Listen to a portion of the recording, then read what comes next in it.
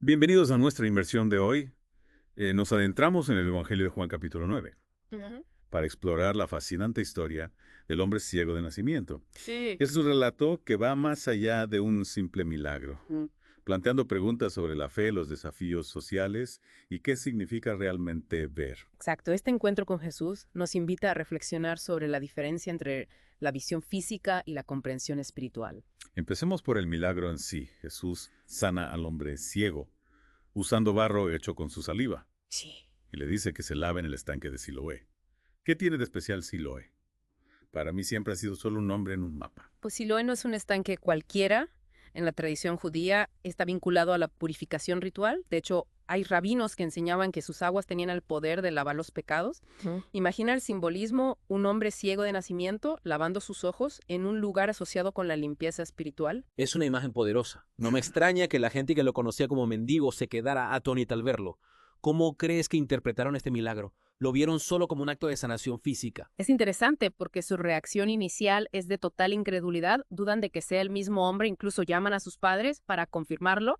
Creo que este escepticismo inicial revela algo más profundo, les cuesta aceptar que ese mendigo, alguien marginado por la sociedad, pueda ser objeto de un milagro tan extraordinario. Tiene sentido, pero la cosa no acaba ahí.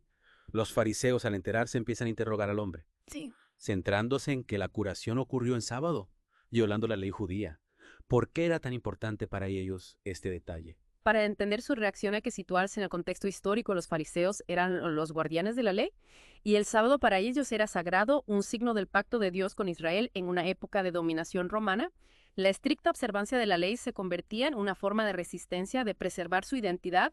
Curar en sábado para ellos era diluir esa identidad, poner en peligro su relación con Dios. Entonces, para los fariseos, no se trataba solo de una norma, sino de algo que iba al corazón de su fe y su identidad. Exacto. Y esto crea una tensión fascinante en la historia. Por un lado, tenemos al hombre ciego, cuya experiencia personal e innegable le lleva a proclamar, yo era ciego, ahora veo. Y por otro, a los fariseos aferrados a la ley, incapaces de aceptar lo evidente porque se chafía su visión del mundo. Qué contraste tan potente. Y me imagino que para los padres del hombre la situación también sería complicada. Por un lado, la alegría de que su hijo pudiera ver, pero por otro, la presión social, el miedo a las consecuencias de reconocer a Jesús. Absolutamente eran tiempos difíciles y ser asociado con Jesús podía acarrear graves problemas.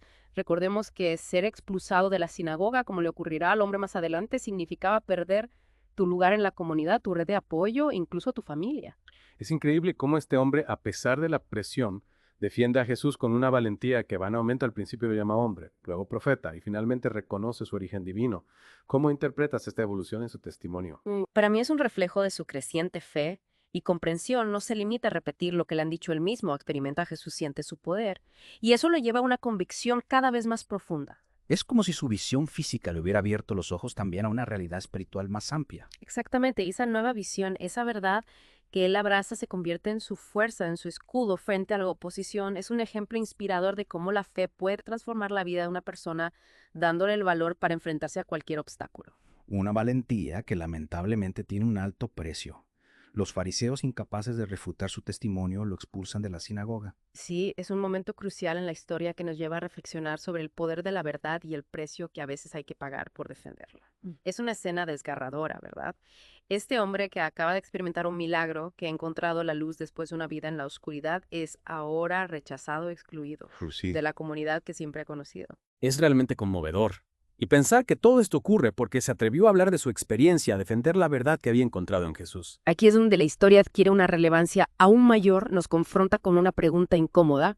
¿Hasta dónde estamos dispuestos a llegar por nuestras creencias? ¿Tenemos el valor de defender la verdad incluso cuando eso implica un costo personal, un rechazo social? Es una pregunta que nos interpela a todos, ¿no crees? Porque en el fondo todos nos enfrentamos a situaciones en las que debemos elegir entre seguir la corriente o defender lo que consideramos justo, aunque eso nos convierte en marginados como le ocurrió a este hombre. Totalmente, y lo que me parece fascinante es que en medio de este aparente abandono, Jesús lo busca, no lo deja solo en su sufrimiento, en su exclusión. Es como si Jesús reconociera su valentía, su integridad, y quisiera recompensarlo por ello. Exacto. Y aquí vemos otra capa de significado en la historia. Jesús se acerca al marginado, al rechazado, al que la sociedad ha condenado. No le importan las normas sociales, los prejuicios, las etiquetas que le han impuesto. Él ve el corazón del hombre, su fe sincera, y lo valora por encima de todo. Me encanta esa imagen de Jesús buscando al excluido al que nadie quiere ver. Es un recordatorio de su compasión infinita, de su amor incondicional por cada uno de nosotros sin importar nuestra situación. Sin duda, y este encuentro personal con Jesús transforma aún más la vida del hombre.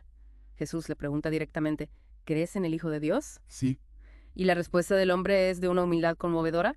¿Quién es Señor para que crea en Él? Es como si dijera, estoy dispuesto a creer, pero necesito saber más, necesito que te reveles a mí. Exactamente, y Jesús en su infinita misericordia se revela, le muestra quién es y el hombre sin dudarlo responde, creo Señor. Y lo adora, es un momento culminante, la fe recompensada con la revelación, la confianza ciega que se transforma en conocimiento, en certeza. Es un proceso de transformación gradual, ¿verdad? Desde la incredulidad inicial, pasando por la valentía de defender su experiencia, hasta llegar a la plena confianza en Jesús como Hijo de Dios. Totalmente, y esta transformación no solo afecta su vida espiritual, sino que también cambia su forma de ver el mundo. Ahora ve con otros ojos, con una claridad que va más allá de lo físico. Es como si la curación de su ceguera física hubiera sido solo el primer paso, la puerta de entrada a una comprensión más profunda, a una nueva forma de percibir la realidad. Exactamente. Y esta nueva visión, esta comprensión espiritual, es lo que Jesús quiere ofrecer a todos, no solo al hombre ciego. De hecho, después de este encuentro, Jesús hace una afirmación sorprendente. Para juicio he venido a este mundo para que los que no ven vean y los que ven sean cegados. Es una frase enigmática, ¿no? ¿A qué se refiere Jesús con esta idea de juicio y de ceguera? Pues aquí entramos en el terreno de la ceguera espiritual, un concepto que va más allá de lo físico.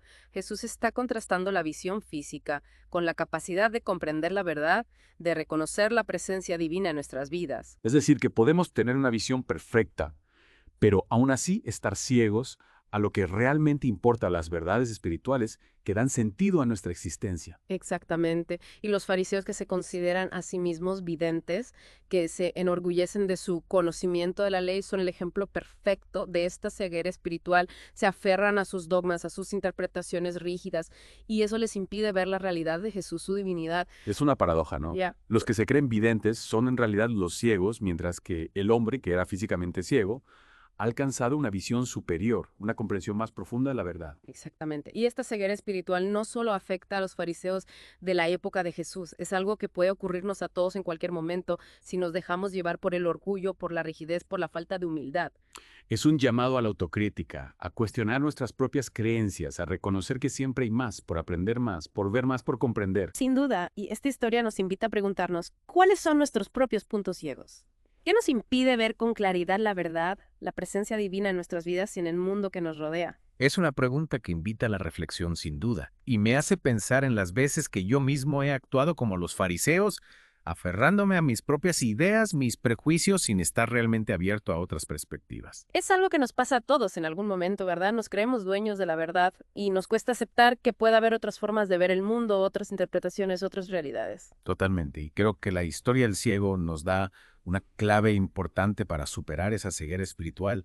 Fíjate que este hombre, a pesar de haber vivido toda su vida en la oscuridad, está completamente abierto a la experiencia de lo nuevo. No se cierra a lo que no conoce, no se limita a lo que le han enseñado. Es cierto, él escucha a Jesús con atención sin prejuicios y se deja transformar por ese encuentro, no tiene miedo de cambiar, de cuestionar sus propias creencias, de abrazar una nueva realidad. Y esa apertura de mente, esa humildad es lo que le permite ver tanto física como espiritualmente, mientras que los fariseos con su rigidez, con su apego a la letra de la ley, se quedan atrapados en la oscuridad, incapaces de reconocer la luz que tienen delante. Exacto, y creo que esta historia nos desafía a todos a ser más como el ciego, a cultivar esa actitud de apertura, de búsqueda sincera de la verdad, sin miedo a lo desconocido, sin aferrarnos a nuestras propias ideas preconcebidas. Es un camino que requiere valentía, ¿no? Porque a veces cuestionar nuestras creencias, abrirnos a nuevas perspectivas, puede ser incómodo, puede ponernos en conflicto con nuestro entorno, con lo que siempre hemos creído. Sin duda, pero la recompensa, como nos muestra la historia del ciego, merece la pena porque al final lo que encontramos no es solo una nueva forma de ver el mundo, sino una experiencia más plena de la vida, una conexión más profunda con lo divino, con nosotros mismos y con los demás. Es como si al abrir los ojos a la verdad, también abriéramos nuestro corazón a una nueva forma de amar, de vivir, de relacionarnos con el mundo. Exactamente. Y esa transformación, esa plenitud es lo que Jesús nos ofrece a todos. Pero para recibirla debemos estar dispuestos a dejar atrás la ceguera, a abrirnos a la luz, a caminar con confianza hacia lo desconocido. Pues con esa imagen tan inspiradora, creo que podemos dar por concluida nuestra inmersión de hoy. Espero que esta historia del ciego de nacimiento, con toda su riqueza y profundidad, les haya dado tanto que pensar como a nosotros. Ha sido un placer compartir estas reflexiones con ustedes.